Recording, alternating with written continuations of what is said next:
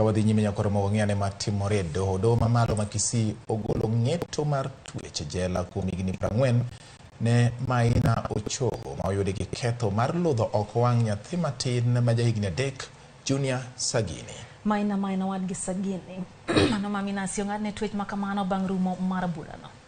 Da Sagini manyinge Raela Nyakerario otwe jela kuom higni 5 ka wae mare manyinge en Pacifica Nyakerario to otwe jela higni 10. Sagini nolodho wang'e tarik 13 dwe mar 12 higa mokalo.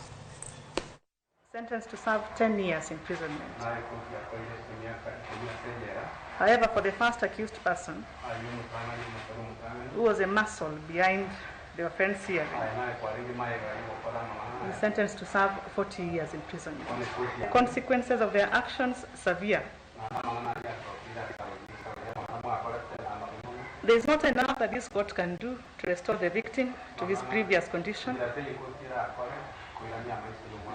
before the tragic events of 13th of December last year.